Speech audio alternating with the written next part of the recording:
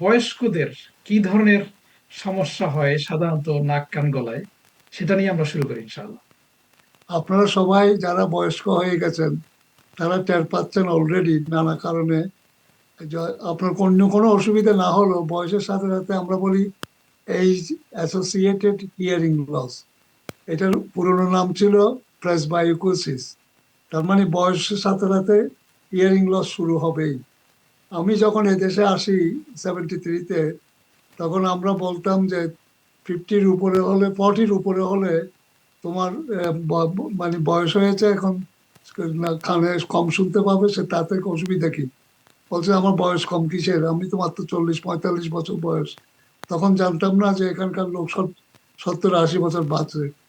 এখন দেখছি যে আমি যখন ক্লিনিকে বসি বা কেউ জিজ্ঞেস করে তার বয়সটা দেখেনি, বয়সটা দেখে দেখি দেখি যে 70-এর নিচে, তাহলে বলতে সাহস পায় না যে তোমার বয়সের জন্য হচ্ছে। 70 থেকে 80 হলে একটু বলতে পারি যে বয়স এফেক্ট করছে। তার বেশি হলে 80-র উপরে গেলে নিশ্চয়ই কিছু, সেটা হচ্ছে বয়স দিয়ে। আরেকটা হচ্ছে যেটা যারা অকুপেশনাল হ্যাজার্ড আছে, যেমন যারা নয়েজি এনভায়রনমেন্টে কাজ করে, ফ্যাক্টরিতে উইদাউট প্রোটেকশন, এগুলো কিন্তু খুব এখন গভর্নমেন্ট ভীষণভাবে ইয়ে করে, চেক করে যে নয়েজি ইনস্ট্রুমেন্টে থাকলে ওদের কতক্ষণ একসাথে কাজ করতে পারবে। যেমন আপনার আপনারা যারা ড্রিলিং করেন, এসে শিপ বিল্ডিং এ কাজ করেন, যারা মেটাল টু মেটাল পলিশিং হয়, সেগুলো ভীষণ নয়েজি। সেই ধরনের নয়েজি।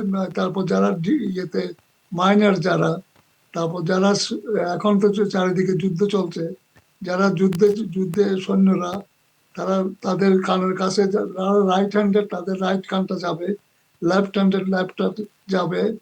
তারপর যারা বমিং এর জন্য আছে তাদের দুটো যায়। আবার অনেক সময় কি, বম ব্লাস্ট হলে সেটা খুব ডেঞ্জারাস শব্দটা। তো এটাকে যদি কানের পর্দা ফেটে যায় তার সাথে সাথে, তাহলে সেফ। আর যদি কানের পর্দা ফেটে না যায়, আমরা বলি negative pressure and positive pressure. যদি নেগেটিভ প্রেশার প্রথমে পিছন দিকে ভিতর দিকে ঠেলবে, তারপর আসার সময় সমস্ত বোনগুলোকে, কানের বোনগুলোকে তুলে নিয়ে চলে আসবে, সেটা পুরোটাই ধ্বংস হয়ে যাবে হিয়ারিং।